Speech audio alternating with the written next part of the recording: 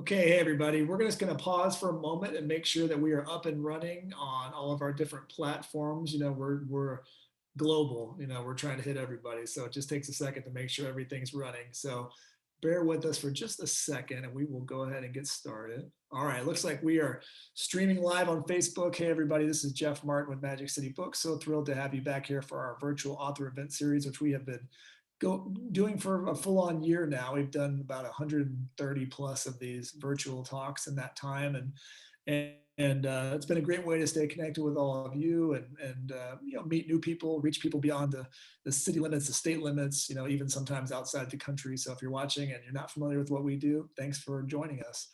Couldn't be more thrilled to do what we're doing tonight because I was doing some math and I've had the great pleasure to do a book event for every single one of Will Thomas's books, the last 12 books since 2004.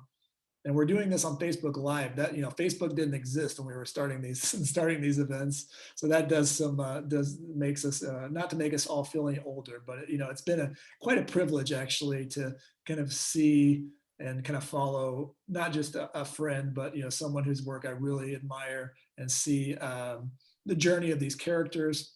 I'm sure many of you watching have devoured all of the previous 11 books and have followed the journeys of Baker and Llewelyn and come to love them the way that we do. These kind of characters that we follow. I've always been intrigued with this world. Of course, it's nothing new to say you love, for example, Sherlock Holmes. I will say though that we made it a point to make sure that Magic City Books had 221 as our street number. So that's just something people may or may not pay attention to, but it's something that meant something to us. And occasionally someone will comment on it and get the little bit of inside joke. But has been a true privilege and getting to do something for this as well. It's the first one we've done in this virtual setting, so I'm a little bit sad to not get to do this in person, but I'm hoping for book number 13, lucky number 13, that it will be back to something a little bit more normal. Really excited too because, what's that? It's been a privilege for me all these years, Jeff, too. I can't wait to see you again in person. Yeah, well, thank you very much. I appreciate that. But I'm really excited too because tonight, I've had so many conversations with Will. I'm not sure what else I could contribute to another Jeff Martin, Will Thomas talk, but we're thrilled to always when we get a guest moderator. And we have not just a guest moderator, we have a wonderful author joining us tonight, Tasha Alexander joining us from the great American West.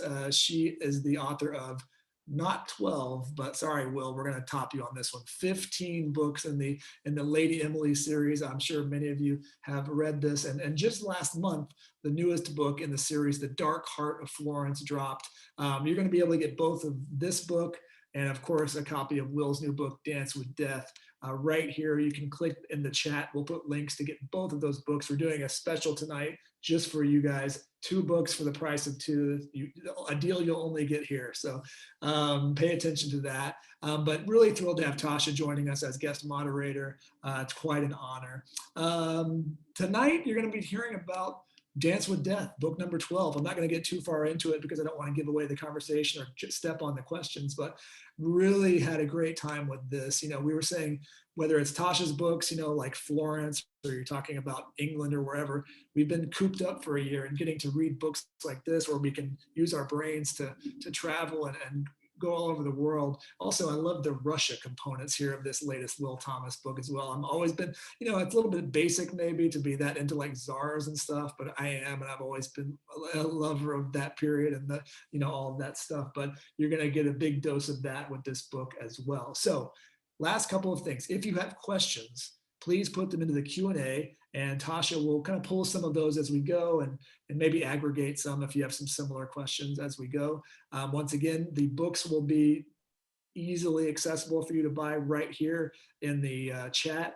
Let's make Will Thomas's book an Oklahoma bestseller. If you buy that book from us tonight, we do a weekly list of Oklahoma bestsellers. It runs in every newspaper and magazine around the state. There's a fiction list, there's a nonfiction list. Will Thomas deserves to be on that list next week, and you guys can make that happen by buying this book.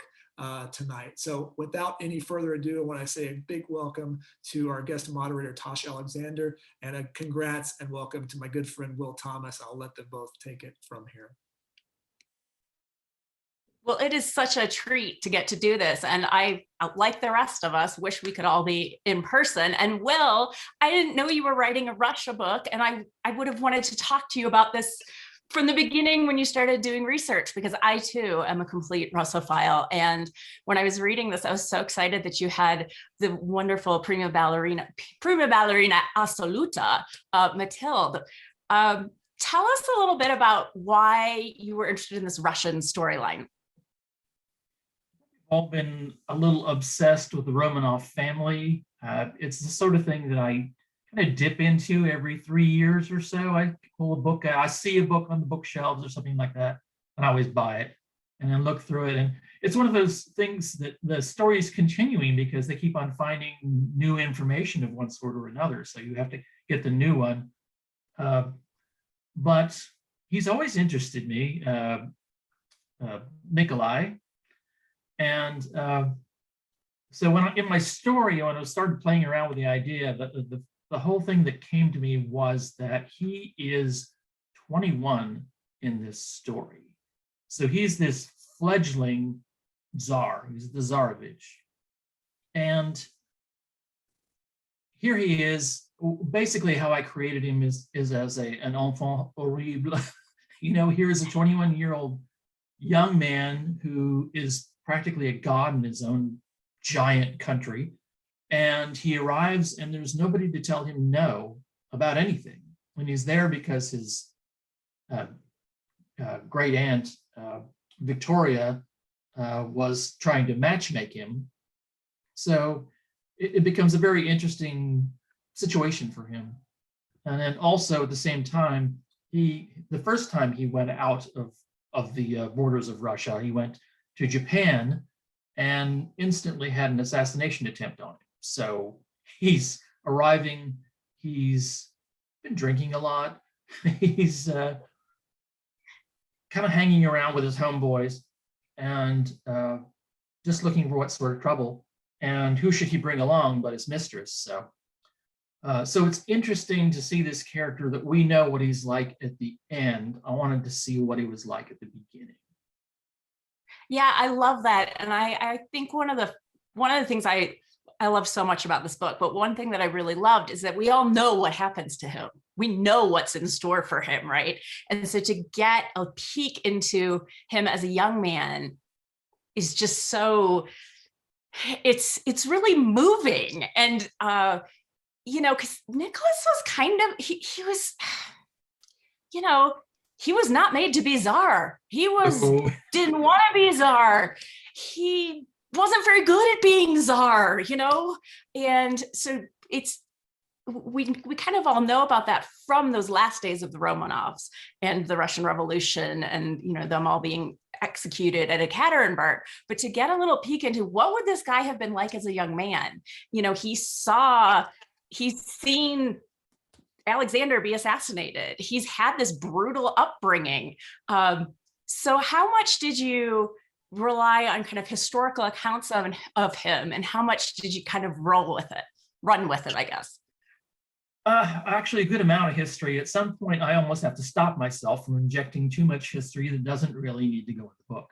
I don't know if you've ever had that problem before, but it's too easy to do. Oh, yeah. That's never happened to you before, I'm sure. But the fun is always to twist the narrative, to twist the story of this historical figure a little. So if I wrote it exactly historically, his personality is not as exuberant, you know, and bossy basically as it is in the book itself. So that's where the fun is. You know, at one point it was just, here's this character, I'm going to bring him in. And then I thought, how can I play with him? What can I do? What can I change about him? And it was to make him much more self-assured and yet at the same time really on the edge of a nervous breakdown. I thought you did a brilliant job with it. And isn't that the fun thing about writing historical fiction? You know, we know certain things from the sources about these historical people, but you're only getting so much of the story from those primary sources or even secondary sources. And historical fiction lets you fill in the blanks, because if you're the czar of all the Russias, you're not going to be having things recorded about you that are less than flattering, as you know, when you have control over everyone in the country. And I thought you just did a great job of capturing him and his mistress. I have to tell you, I've been in her house, because, you know, after they broke up, he bought her a house, and that house was then taken from her during the revolution by the Bolsheviks. And that famous picture of Lenin on the balcony, you know, being Lenin, that's from the balcony in her house. So I felt like I was visiting old friends reading this book, not just from the series characters who I've loved from the beginning, but it was just, you did such a beautiful job with the historical pieces too. So let's just talk about like writing a long series. Did you think at the beginning that's what you were going to do? Did you sort of plan for that? I actually did. I planned in my mind for about 20. I don't know why. It just, that was the length that was in my mind, and I didn't have all the different plots or anything like that set up. I was just, I want to go about this far and see, you know, how I'm doing then. I also went up kind of by the time period. I wanted to take it up to about 1900, you know, the end of Queen Victoria's reign, and maybe stop there. I'll see how it works. Yeah. Well, and it's such a great time period, that late Victorian era. There's so much happening. So what did you think about first? Did you think about the characters, the location, or the time when you were jumping in and writing the first book? Good question. Well, I say when I first started out, when I was a teenager, we're going back far, aren't we? I was part of a Sherlock Holmes club, and I was 17 years old, and the average age was about 54. And they didn't know what to do with me, so they made me the book reviewer. So I started reading all this stuff, all these pastiches and things like that about Sherlock Holmes. And after a while, I realized that I became a purist, that I only thought that Doyle could write Doyle, which left me in a hole because I was wanting to write the great Sherlock Holmes novel, right? So eventually I thought up these two characters, Baker and Llewelyn, and one was a very rough-hewn guy from China, and the other guy was a very young, aesthetic guy, and I didn't know exactly which one to do. And then around 4 o'clock in the morning, I sat up one night and said, one works for the other. So that's how the story started. Now, at this point, I didn't actually have a plot until I got hold of an old book called London's East End Point of Arrival, which was about the Jews all coming into London. And as soon as I got my hands on that book, before I even opened it up, I said, that's it. That's what the plot's going to be. I love it. And London, I feel like in your books, London really is a character too. Do you do that deliberately? I mean, I feel like we really get to know London through these stories.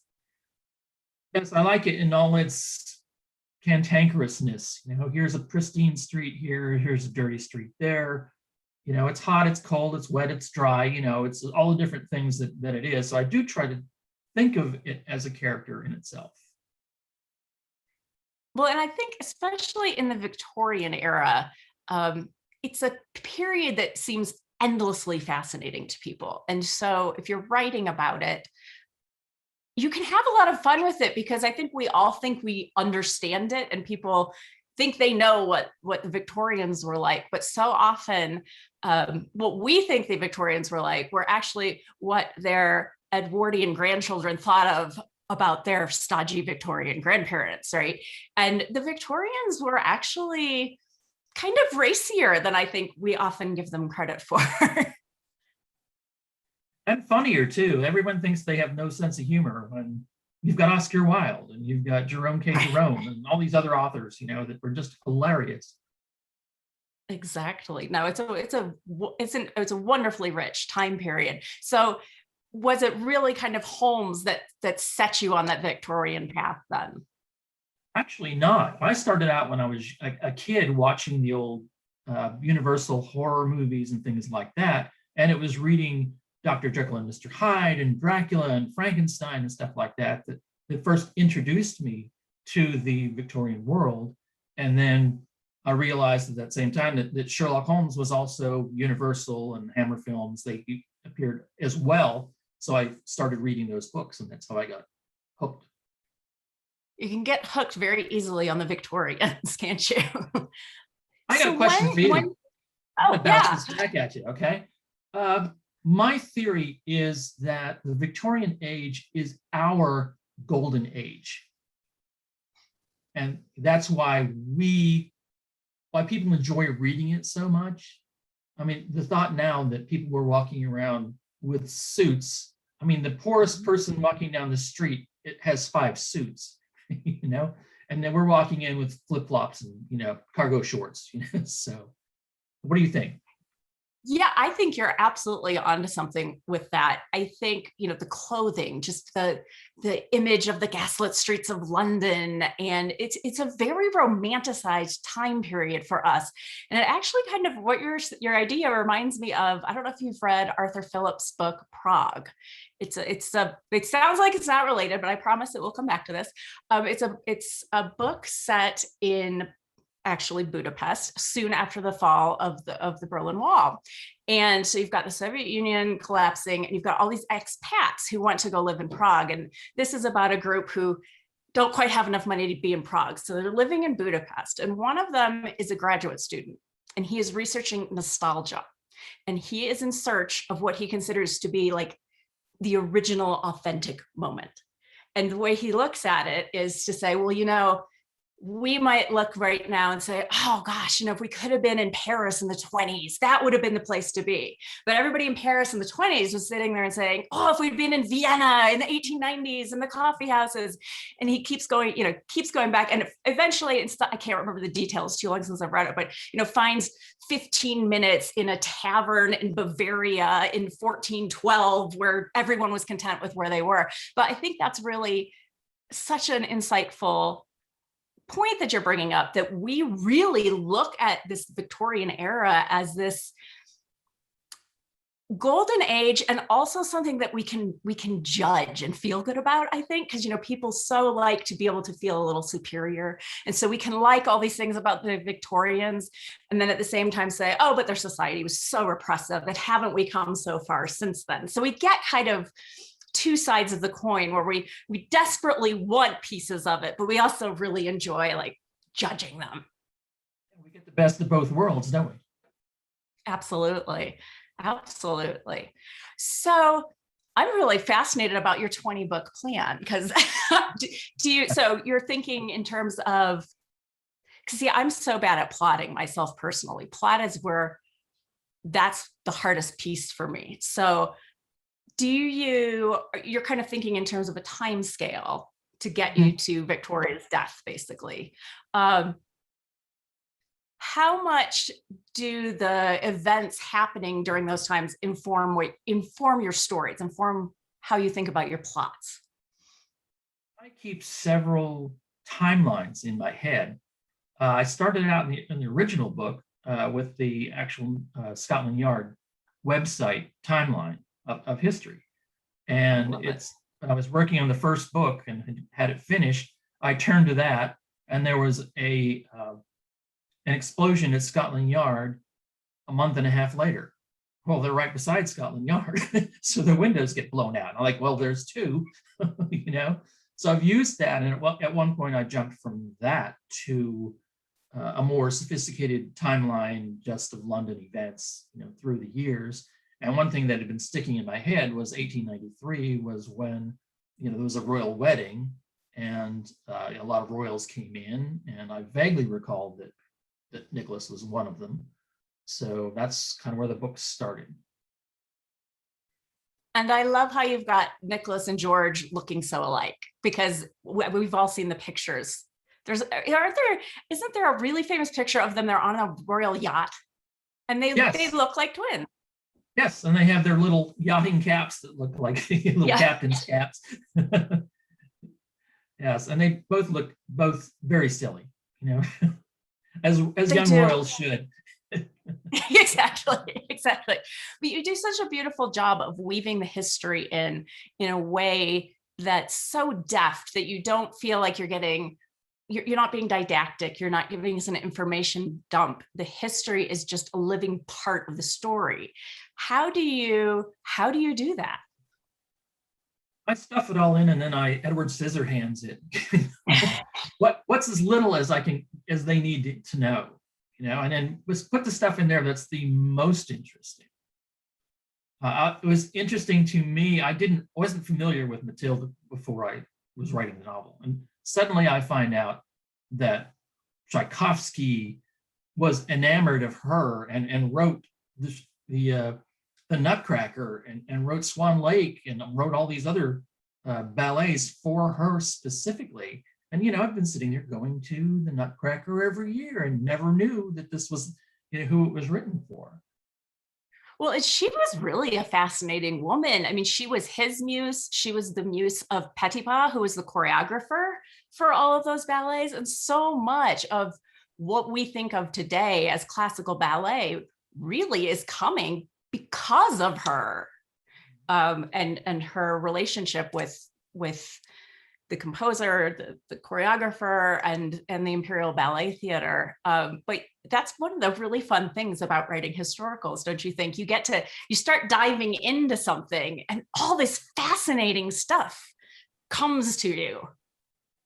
Well, I'm sure you've experienced this where some stories you're writing and you're digging into the history, and the history is just not as exciting as it could be, and you have to invent. Whereas this one, it's just like, slow down, there's too much good stuff here.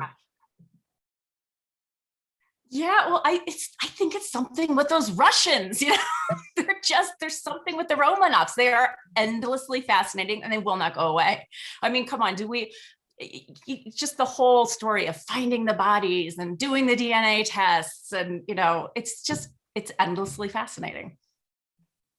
It interests me, like, for example, the entire Russian family is trying to hide this mistress. And so what does Nicholas do? He has her sit on the edge of the royal box during the performance with her legs hanging over. It's like, subtle, Nicholas. It's not rubbing in our faces. That's right. But I suppose if you're brought up thinking that you essentially are going to own the entire country. I mean, I know the serfs were free at this point, but basically you consider the country your playground. You're going to do what you want. And Nicholas seems like he was maybe a little bratty as a youth. Yes. When I was writing the novel, my wife always proofreads and reads through it, kind of behind me very, very closely. And at one point she says, "You need to put a ball in here." And I'm like, a ball, yes, a ball. So I wrote the ball in immediately, and it was perfect because the actual dance of death occurs, during that, and then they're trying to actually meet, the mistress and Nikolai and everything like that, and they're trying to save everybody in the middle of the dance from assassination and all this other things, and it just becomes, it practically gets like a Marx Brothers movie. There's so much going on.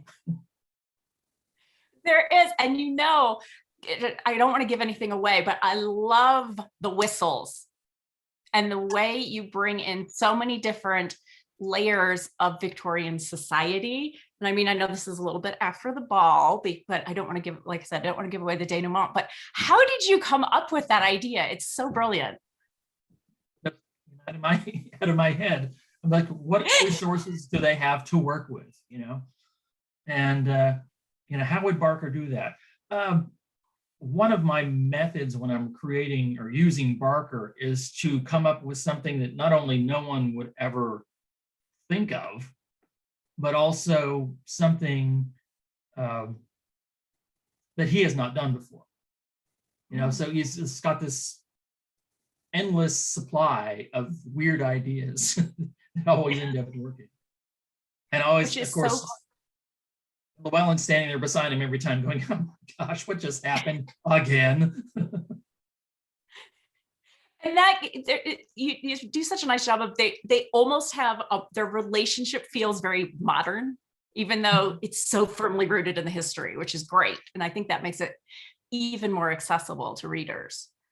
Do you feel, I always feel sometimes when I'm writing, when you're writing in the Victorian era, there are times when I just think, gosh, it must be so much easier to just write a contemporary thriller and just somebody can, blow something. I mean, you can blow things up in the Victorian era, but there are a lot of easier technological things to rely on if you're writing a contemporary. But do you feel that those limitations that we essentially have placed on ourselves by choosing to write in this time period, do you feel like they push you to be a better writer? So I always feel like when you're stuck in a corner and thinking, how do I get out of this? How do I get the characters out of this? If it's harder to figure it out, I think for me, I feel like I write better if I'm being pushed into that corner. I think it's in my wheelhouse, to tell you the truth. If I arrive at a city for a book signing, the first thing I want to do is find out what was that city like in that time period. What places can I visit from where, that are still standing from that time period.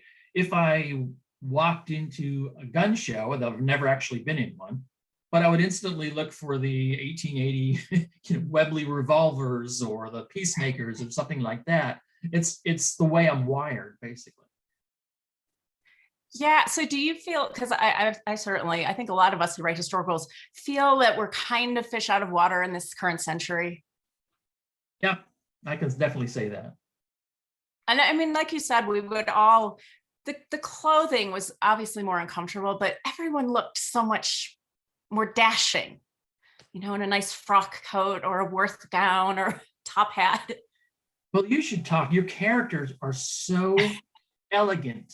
I love the elegance of it. Now, it's very easy for a writer to create a lord, a lady, or whatever, and just slap that label on them and then don't do any work, around creating a character. Your characters are naturally elegant, and I like that. And it's coupled with a high level of education and intelligence. And that's what makes the series such a great success. You've got Colin and Lady Emily, and they're a dream team together, but they have different attributes and different things that work together to make them such a good team. Oh, well, thank you. I really appreciate that. I think that our period helps because you did have people in the Victorian era who were educated, were very well educated, and they were witty, and they knew how to have conversations, and society was very different from what it is now. And there's a way in which that gives you a lot more to play with in terms of how the characters can interact socially and how they can use those social interactions to kind of get to the bottom of mysteries. I intentionally think of Llewelyn as having had an Oxford education. So I'm working on his conversation, on his narrative, to have him use words that are, not merely just Victorian words, but also educated words, and to have quotations from various authors and things like that would be common to a Latin and classics scholar.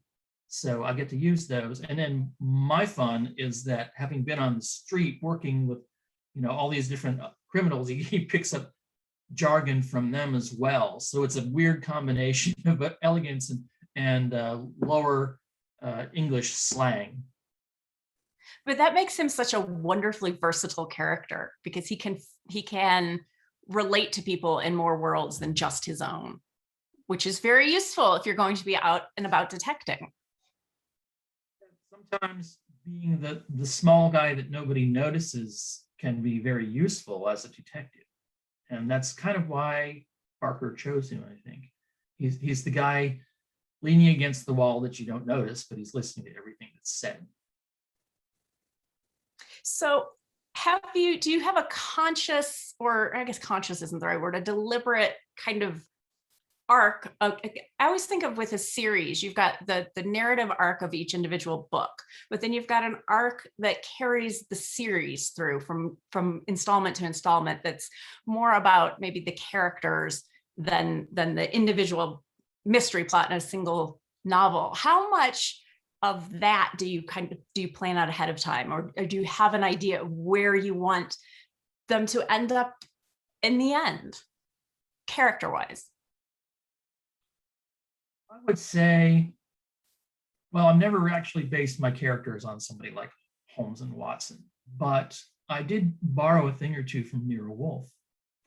The problem that I have, well, not a real problem with the series, but those characters are always static. You know, in 1930, they were the same as they were in 1960. They didn't age a minute, nothing had changed. He was still single, all this other stuff. And I love those books, but at some point I'm going, no, I want my characters to grow. I want them to get older. I want them to get married or have children, or, you know, move here, move out, you know, work. I want everything to change constantly. In fact, I think that makes it a little more challenging to read, and you know, maybe gets the reader a little worried at one point or another. Is this thing still going to go on? Is everything going to be all right? Because that's kind of the way real people are too. Yeah, and I think that's the tricky thing to balance when you're writing a long-running series, is you want, I mean, not just for the reader, but for us too, going back to write these characters, it's like sitting down with old friends. And so you want that sense of the familiar. But at the same time, like you, I want them to grow. They're not going to change into different people, but they get older, they get married, they have children, like you said. And that affects how they continue to do their work, doesn't it? So it's that you have that real balance. It's a tricky kind of tightrope walk, trying to, my husband often will say, series characters, the books, people want the books to be different, but the same. And so you don't want to go too far, but at the same time, I think it's really fun and interesting to get to think about, how do these people grow over the course of all of these novels? How have they changed? How have Llewelyn and Barker changed is maybe not the right word, because I think that's too radical, but how they've grown over the course of 12 books. What would you say is the biggest thing that, or tweak maybe, because these changes have to be subtle, right? I think a lot of it deals with Llewelyn. When he starts out, he's not only a total beginner, he's the last person who would want to be a detective, which I have fun with, because half the mystery series on the bookshelves, you know, is a bookshop owner that wants to be a detective, and a, you know, dog shop owner who wants to be a detective. Well, I have the one character that doesn't want to be a detective, and he is one anyway. But throughout the series, you know, he's learned more and faced more and understood more. And it was literally about halfway through the series before he finally understood that he wanted to be a detective at that point, which was interesting because that's when he was not too far away from getting married. So she didn't want him to be one. So that's, you know, a sticking point. And so, but that's part of life as well. So I think if you think of the characters as real people, then they would face natural things that they would have to go through. Nobody is static. Right. No, people certainly aren't in real life. And so why would you want your characters to be? If anybody has any questions, please feel free to jump in anytime on the Q&A, and we will happily answer them.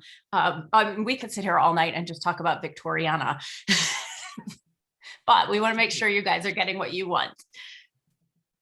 So tell us more about, because this is really the hard thing with talking about a new mystery, isn't it? You can't exactly talk about the book without giving too much away. So, but talk to us a little bit about more about what you can about the story. And because I just think what you've done with the characters, and it is so great. And like I said, you guys will love when you read this book, and you all have to read this book. When you get to the bit towards the end with the whistles, you will know what I'm talking about. And you'll be like, oh my gosh, she's a genius. This is so great. So did you have any particular things with the writing of this book or the planning of this book that really stand out to you when you look back on the writing process? Writing process. I have almost no writing process. Oh, good. I have no writing process either. Makes me feel very good. I'm a giant mess. I write down the plot idea and stick it in my pocket, and it gets curled up, and ends up on the edge of a table somewhere and gets lost. And, I come up with a new idea and add that a little bit onto it. So it's an accumulating thing. One of my biggest fears is I'm going to actually send the book off to be published and then come up with the great idea that I wanted for that book. It's like, darn, I missed it.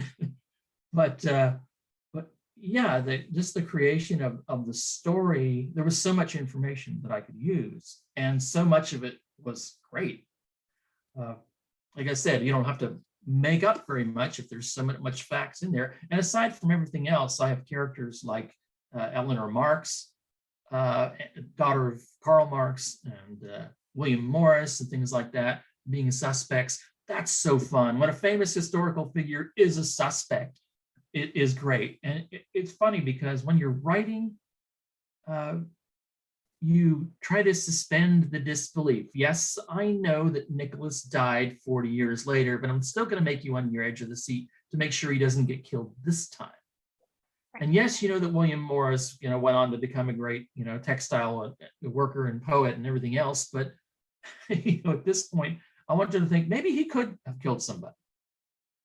Well, I think that is that is always the goal, isn't it? I mean, you think about, you can go see Romeo and Juliet 10,000 times. We all know what happens, but you can't help if you're watching a really great production, you're like, oh, just maybe they won't both die this time. And so if you can get readers to suspend that disbelief, that is the magic. We have a question. So I'm going to read this question to you and you will then answer it. Baker and Llewelyn use several different fighting disciplines. If any are used in this story, can you share what disciplines are used in this particular book and why you chose that form? Obviously, without giving too much away. This is when I kind of stepped back from using the martial arts that I usually stick in every book. Basically, it's just shooting. I didn't actually have them use guns very often in my stories. They wave them around, but they don't really fire very often. So I have Llewelyn teach Nicholas how to shoot, and so I had to do some research on on that, and I don't usually use a gun, so that was something new to me, to learn how to do. But I've used so many. I've studied so many. I think I'm running out of martial arts to put into my books. I've too many black belts, too much, fencing and stick fighting and all this other stuff. This is what I do for fun. In fact, when I started, this was how I afforded the martial arts classes, by getting, I write this book, I get enough money to go hire an instructor to teach me for another 2 years. I love that. That's great. So that question came from Sherry. Thank you. That's a great question. We have another question from Julie, who would like to know what are some of the best resources for Victorian era historical fiction writing? That's a good question. I don't think I use general resources per se. There's a lot of smaller books on, well, for example, Victorian household hints, Victorian ideas on that. Books on dress, you need to have that, definitely. Oh, the big one's maps. You need to have really good maps of London, which I'm using all the time. There's so much about the Victorian era that if you get it glaringly wrong, it'll be obvious. Now, at the same time, you can play around with that a little bit. I'm not going to be upset with myself if I have somebody wearing a hat that was actually fashionable the year, the year after that or the year before that.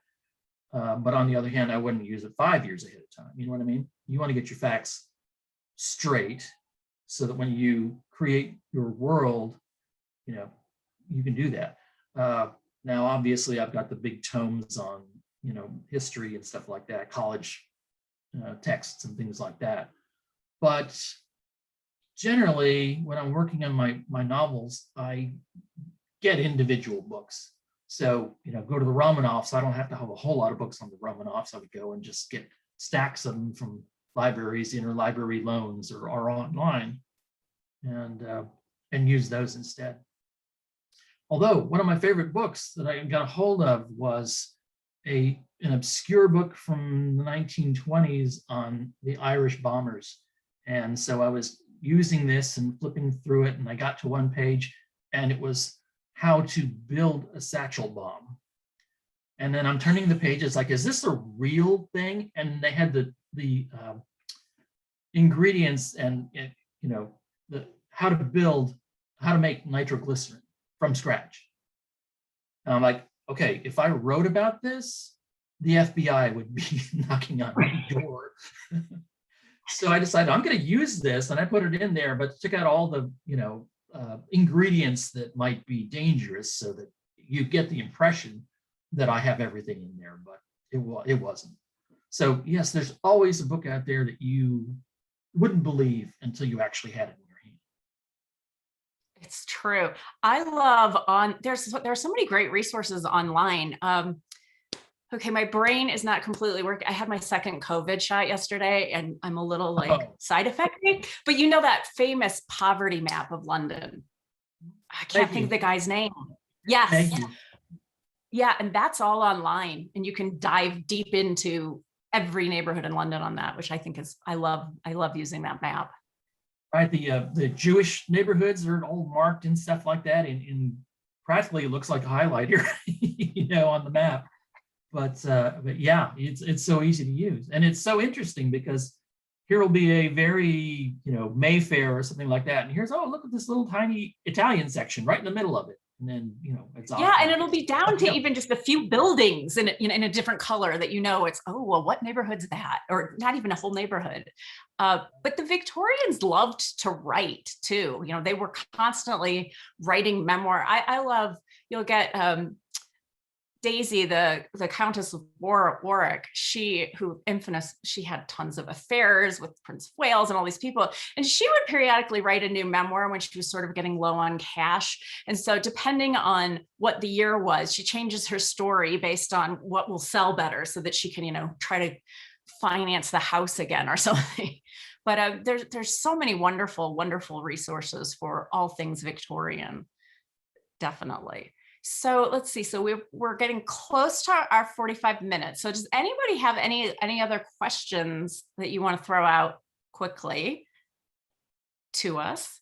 I just have to say again that this book, Dance with Death, is so wonderful. I'm so excited for you guys to all read it. It's just, I think it's one of the best. I mean, I don't have a favorite because I can't, you can't pick favorites in it. If you love a series, I find it hard to pick a favorite. But you guys are going to be really delighted with this story. I had a question for you, Tasha. I'm interested in the true things that are too good not to put in your book. I was thinking of the story of Leonardo down in the little crypt, hiding there for what was it? 2 months? Yeah, 2 years? Was there. I can't remember how long it was now, but it was funny because I was needing to find a place in this book in Florence where something could be hidden, and at one point that a body that someone could be murdered in, and lo and behold, I find out that in the midst of the Medicis being thrown out and then coming back, and Savonarola taking over Florence, Michelangelo hid out in this little room, and it was missing until I think it was in the 70s. I can't remember the year. I'm going to blame the COVID shot. It's this tiny little crypt under the Medici chapel with all of these drawings that he did while he was there. I mean, you can't make these things up, but it wouldn't be believable, but they're true. That's, I think, one of the most fun things about writing historical fiction. You find these little, I was working on a book some years back that was set in Constantinople, and I found out that the wife of the British ambassador to the Sultan at the time, she became super close friends with the Sultan, and she was just going in and out of the palace, hanging out with the Sultan. And this was, a society that was completely segregated, men and women. No women were Ottoman women were not trotting in and having dinner with the Sultan. She was. You have to put these things in the books, right? Right. So So I guess we are just about at our time limit. So thank you all so much. This has been such a pleasure. I hope we can do it in person sometime soon, maybe next year, you know. But congratulations on the book. It's a wonderful, wonderful read. Thank you. And I'm enjoying this so much. Oh, yay. I'm so glad.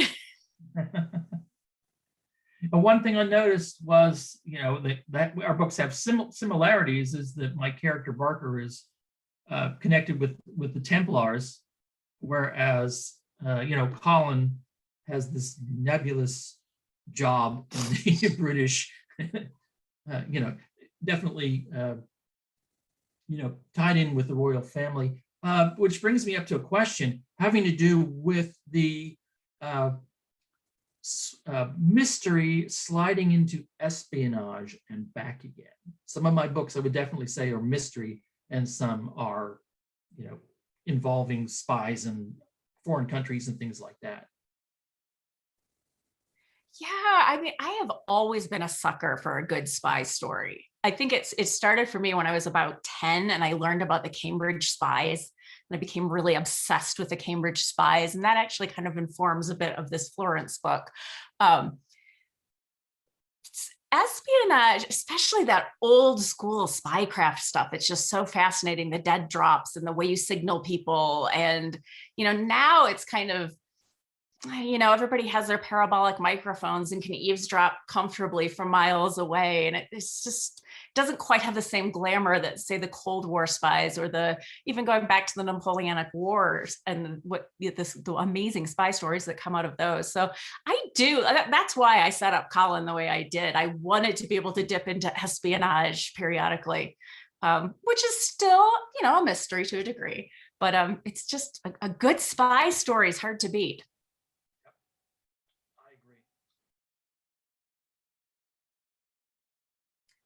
All right. Well, I guess if nobody else has any questions, we were supposed to go 45 minutes. We're slightly over, but we could sit here all night, couldn't we? Why not? Let's do it, right? Right, exactly. I have one thing to tell you. I was reading your book, it was last week sometime, and I turned to my wife and I said, Julie, maybe we can go and visit Italy sometime. And her jaw dropped. And she says, I've been asking you to go to Italy for like 20 years now. He says, I love this woman. I love it. Well, I love your wife. I love her books. Right. Florence, you guys, you need to go to Italy. And when you go, I'm going to give you a list of restaurants and places to go. But Florence is just such an amazing city. You really feel like you're walking in the steps of the Medici, and it doesn't take a lot of imagination to picture the city the way it would have been in the 15th century. So yeah, you guys got to go to Italy once we can all travel again, in 30 years or whatever. How's your hubby? What's he up to? He's good. He's actually finishing writing the next Reacher book right now. So he's a little busy, but he's doing well. So actually, see, now we're really gonna go on too long. But how do you guys, it's interesting to have two writers in the same house, right? Yes. Because we find it's great because writing is such a solitary thing, but at the same time, you're kind of obsessed with your story while you're working. And it's really nice to be married to someone who understands that whole crazy writing brain.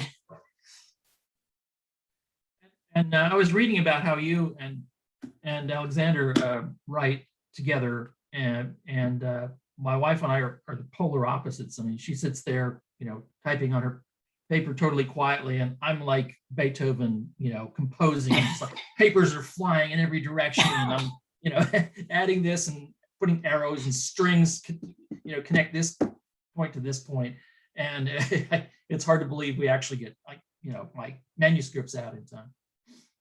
But isn't that the great thing about writing? It doesn't matter how you do it. All that matters is at the end, you have a big stack of papers that's actually a coherent manuscript. However, whatever it takes to get there, right?